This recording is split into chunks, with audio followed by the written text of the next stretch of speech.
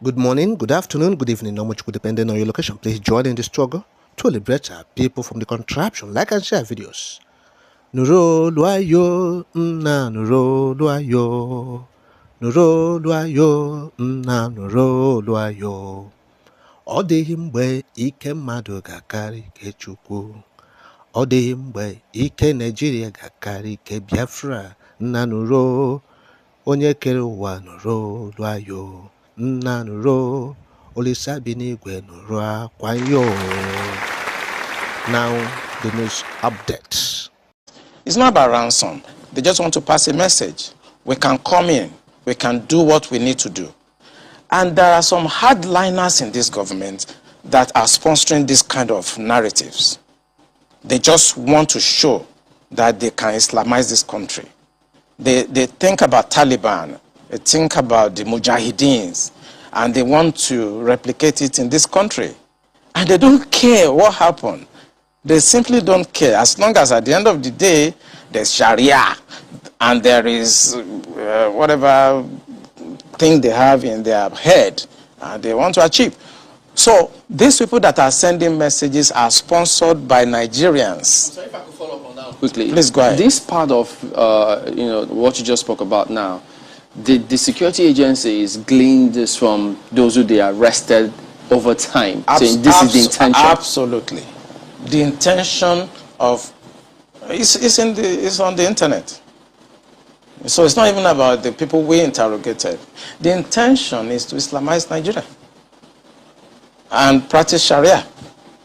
And it doesn't matter if some people die. It doesn't matter if you're embarrassed. It doesn't matter if our economy has degenerated. Look at the interest rate. Look at the inflation rate. Look at the debt profile of Nigeria. They don't care. As long as at the end, the Quran is at the sea. So some people in this country have this mindset. And we must tell the truth. If you tell the truth, you die. If you don't tell it, you die. Some people have this mindset to Islamize the nation. And they are in the government. And people know them. The DSS know them. The NIA know them. The DIA knows them. Because it is the DIA that conducted the operations that arrested these sponsors. So they know them. Yes, that was from Dr. Kunde Ondawumi. He's a commandor, a retired one. 2 consecutive times he came to the national television. You know, this man was the head of military intelligence in Nigeria. What a powerful man. For such a caliber of man to come to the national television to voice out what is going on in Nigeria, respect him. It's not easy to say anything regarding security in Nigeria.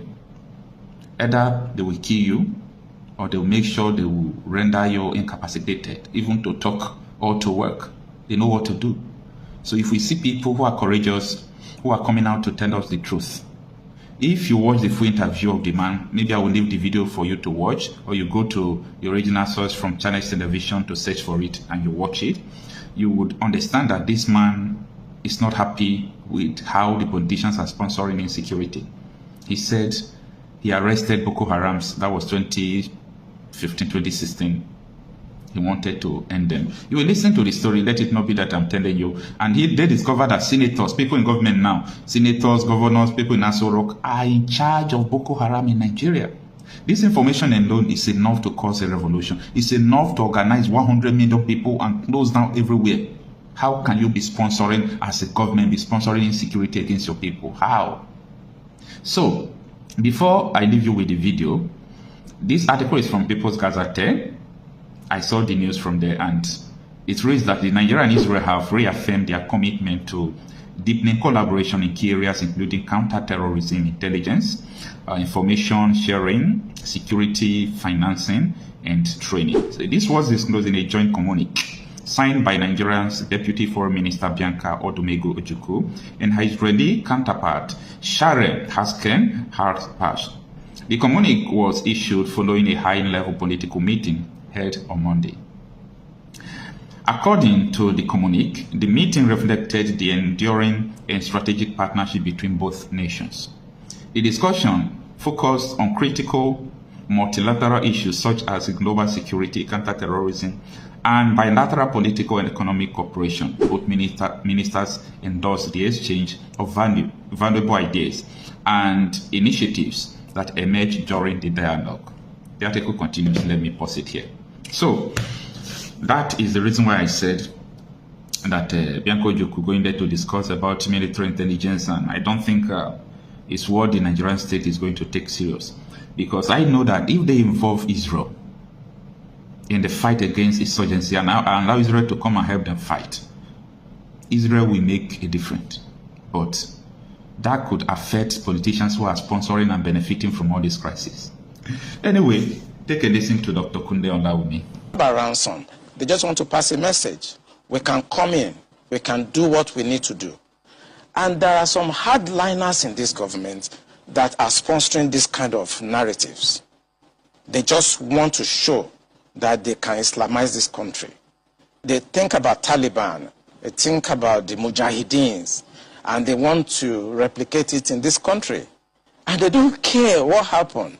They simply don't care, as long as at the end of the day, there's Sharia, and there is whatever thing they have in their head they want to achieve. So these people that are sending messages are sponsored by Nigerians. You remember this Boko Haram issue started since 2012. Yeah. And I was in the military intelligence that time. We arrested those people. It is my organization that actually conducts interrogation and interview. They mention names. I can't come on air and start mentioning names of people that are presently in government now that I know. Presently in government. That the boys that we arrested mentioned. Some of them are governors now. Some of them are in the Senate. Some of them are in Aso Rock. The intention is to Islamize Nigeria and practice Sharia. And it doesn't matter if some people die. It doesn't matter if you're embarrassed. It doesn't matter if our economy has degenerated. Look at the interest rate. Look at the inflation rate.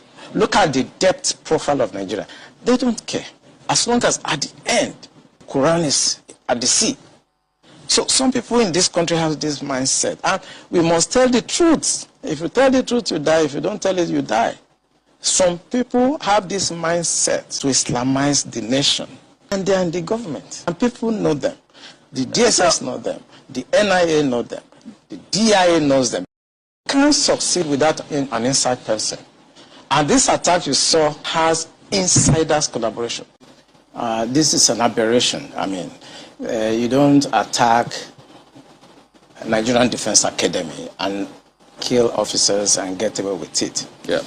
The last time I was in NDA was in 2017. I went to carry out an investigation by the Minister of Defense. I wanted me to check what is going on with the training and the security environment there. I remember I spent about a week at NDA with the commandant and with the staff, you know. But something struck me. And that was every Friday, the gate of NDA is thrown open. And everybody have access to come and pray in the mosques.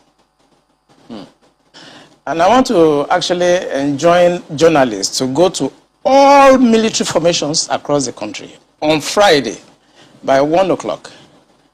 You are going to see the same thing happening across all military formations, including Naval Training Command Apapa, including the division in Ibadan, including NDA, including Jaji. I was in Jaji in 1994 for my junior division. And every Friday, our gate is thrown open. And everybody comes in to pray in our mosques. Even though they have their mosque outside. If you go to defense headquarters, I serve at defense headquarters as the Deputy Director, Defense Administration between 2015 and 2017. Throughout my 2 years at defense headquarters, I received visitors only twice because of the strict security architectures at the defense headquarters. But every Friday, the gate of defense headquarters is thrown wide open for everybody to come in and do Jumat. That is the time the terrorists have the time to profile our security environment. Has that always been the case? It has always been the case. I've served the military intelligence for the past 35 years. It has always been the case. Our problem is religion and social-cultural. I mean, people will expect me to come here and start talking about kinetics, about operation and so on. I've been an operational commander all my life. I've commanded warships, I've commanded troops, I've commanded men outside Nigeria and so on. But I'm not going to come to your station to discuss kinetics. The problem is not kinetics. In 2017, 2016, I'm always a member of the Security and Intelligence Brief at the Defense Headquarters. I told them, General Lawrence Shakin then, that the challenge we have in this country cannot be solved the same way we solved the problem of Niger Delta. The Niger Delta problem was solved during Yaradua time, basically by me. And I told them that we can't use that same template for Boko Haram. My people, don't hear them now. What do you make of it? Drop your comments. But remember, it's Biafra or nothing. Bye for now.